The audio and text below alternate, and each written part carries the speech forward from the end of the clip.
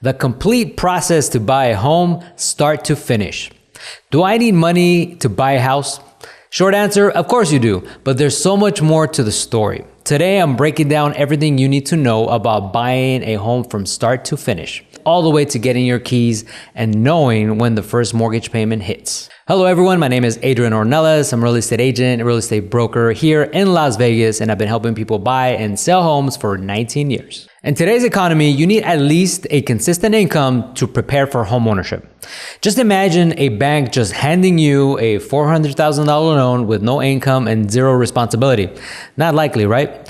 It doesn't work that way. If you're watching this video, you've probably already built responsibility around yourself and you're ready for this challenge. But let's be real, homeownership isn't all sunshines and rainbows. It's a challenging endeavor, but one that creates a strong foundation for the rest of your life. Here in Las Vegas, depending on your price range, you might qualify for down payment assistance or grants from the state of Nevada. But remember, these grants have limitations and specific requirements for every individual or family. Step 1, finding the right agent. Your first step is finding an agent to guide you through this process. Why? Because they've helped many people secure mortgages, navigate showings, make offers, evaluate properties, and judge current and future value in that area. They also know the local areas and have a trusted network to help you complete the purchase. Your agent is going to be your live, real person information source available for all the questions that will arise. How to find a good agent? Option 1, you're looking at him right now. I'm just joking, but no, not really. I am a good agent. Option 2, referrals. Referrals are the best source, but remember, trust and verify. Even with a referral, you still need to ask the right questions. So what are those questions to ask? Number 1, what's their track record? Look into their career history and the types of transactions that they've handled.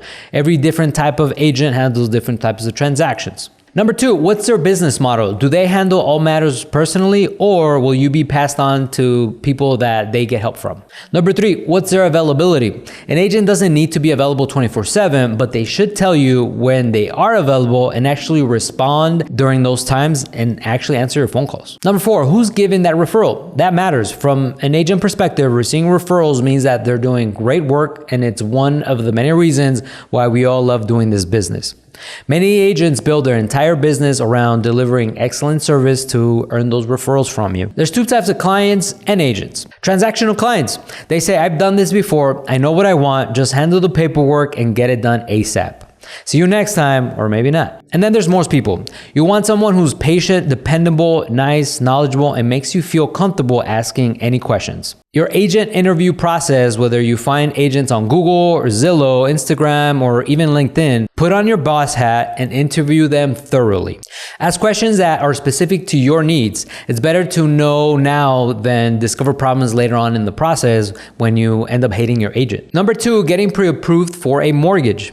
Once you have your trusted agent, the next crucial step is getting pre-approved for a mortgage. But I always tell my clients, even if you aren't ready to buy a home yet, you want to get pre-approved ASAP, because this tells you what you will need today or what you want to prepare for in the future. When you do a pre-approval, you gain much more than you lose simply by doing the pre-approval. Think of this as your financial passport to home ownership. A pre-approval letter from a lender tells you how much you can realistically borrow, which directly impacts the price range of the homes you can consider. It also shows sellers you're a serious buyer with the financial backing to make an offer with a pre-approval. What do you need for a pre-approval?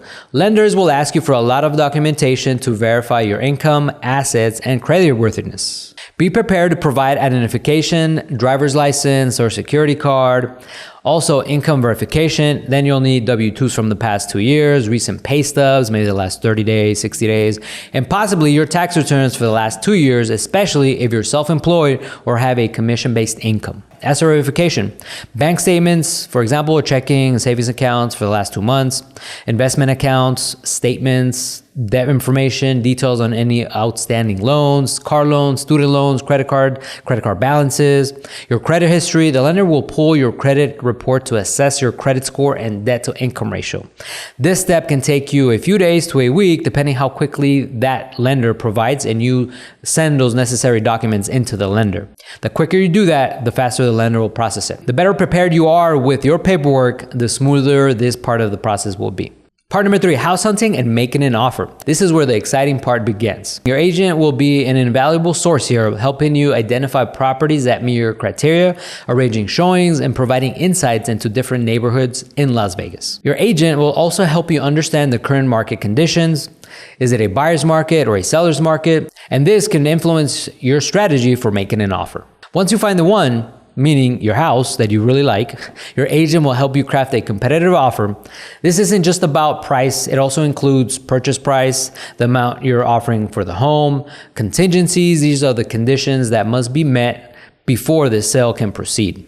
The common contingencies include inspection contingency. This inspection contingency allows you to have a home professionally inspected and potentially negotiate repairs or even withdraw your offer if the issues are significant that you don't want to continue that part of the process with that house, and sometimes that happens.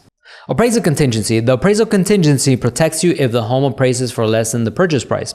If it does, you can renegotiate the price or back out of the deal completely, which is another protection in your contract. Financing contingency. This contingency ensures that you can get the necessary mortgage loan for the purchase. And if you can't, or for whatever reason, you might lose your job in the middle of the transaction, this finance contingency will protect you in case something horrible like that happens. Earnest money deposit, or EMD. This is a good faith deposit to provide with your offer, showing the seller you're serious about purchasing the home. This is typically 1 to 3% of the purchase price here in Las Vegas, and it is held in an escrow account by a neutral third party like a escrow company or a title company. If the sale goes through, this money is applied towards your down payment or closing cost. If the deal falls apart due to a valid contingency, your earnest money is usually returned.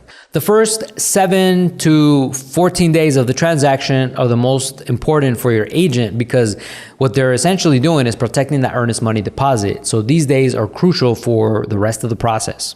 However, if you back out for reasons not covered by any of the contingencies, you could lose your earnest money deposit. So for example, if we are 5 days away from closing and you magically found another home that you really love, then you would probably lose your earnest money deposit.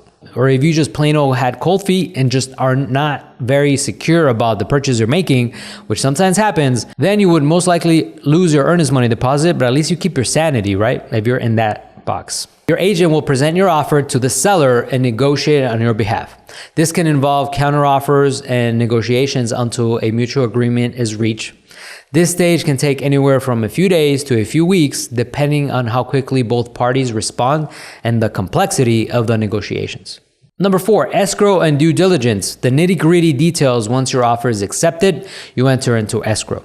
This is a period where a neutral third party, the escrow officer, holds all the documents and funds related to the transaction until all conditions of the transaction are met.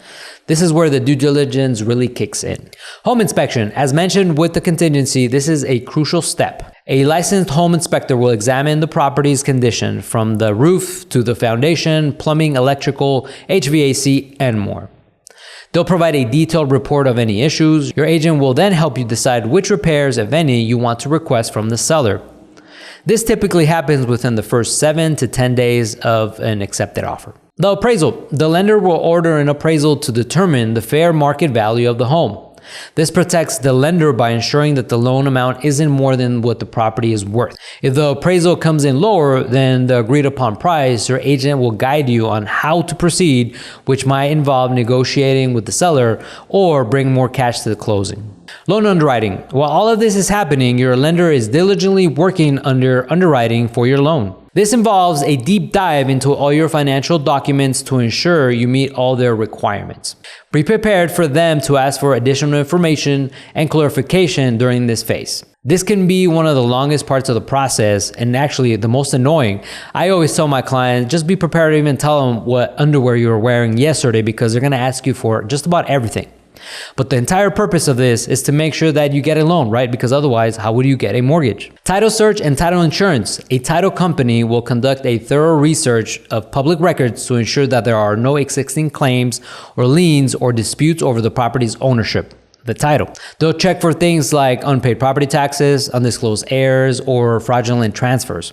If any issue is found, they must resolve before closing, so you can't buy the home until the title is clear. Title insurance. This is a crucial policy that protects you and your lender from any future claims or defects in the title that might have been missed during the search. There are two types. An owner's policy protects you as a homeowner for as long as you own the property, and a lender's policy which protects the lender until the loan is paid.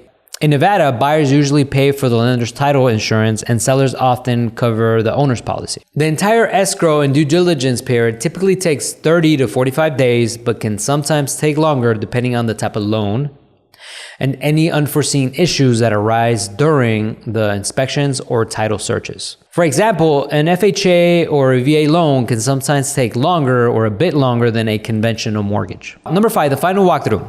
A last look before keys. A day or two before closing, you and your agent will conduct a final walkthrough of the property. This is your last chance to ensure that the home is in the agreed upon conditions and repairs negotiated would have been completed already.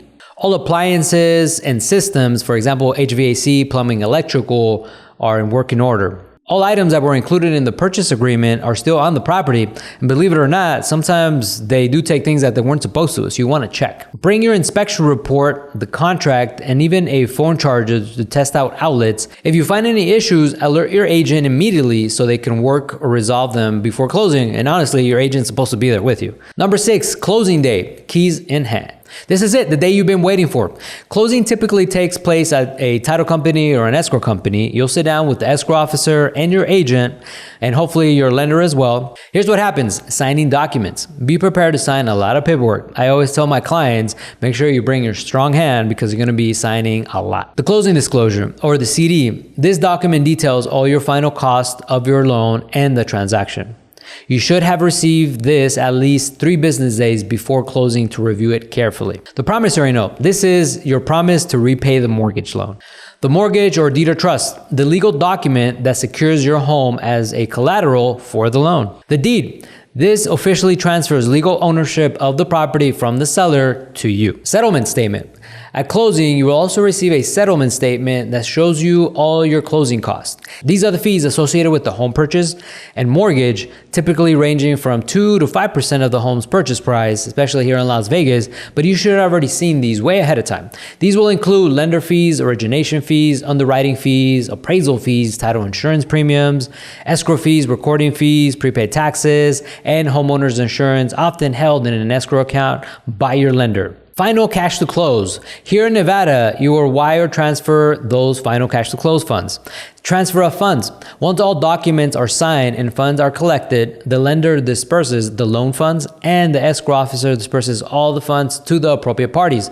For example, the seller, the real estate agents, the title company, etc., etc. Getting the keys. Once everything is signed and funded, the best part happens. You officially become the homeowner and we can meet at the property to deliver your keys to your brand new home. Congratulations. A bonus after closing. Number 7, your first mortgage payment, when to expect it. Now for the common question that's always on everybody's mind. When will be my first mortgage payment?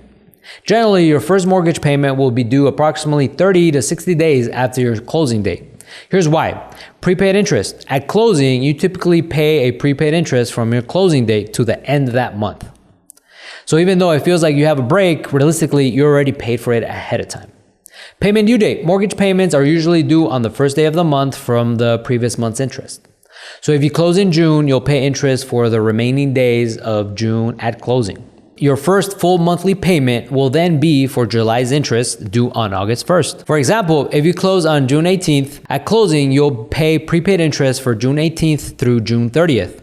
Your first full mortgage payment will be for the month of July and it will be due on August 1st. Your lender will provide you with a detailed payment schedule and introduction for making your first payment. Be sure to set up your payments promptly to avoid any late fees. And there you have it. From finding your amazing agent to holding those keys and knowing when your first payment is due, that's the home ownership journey here in Las Vegas.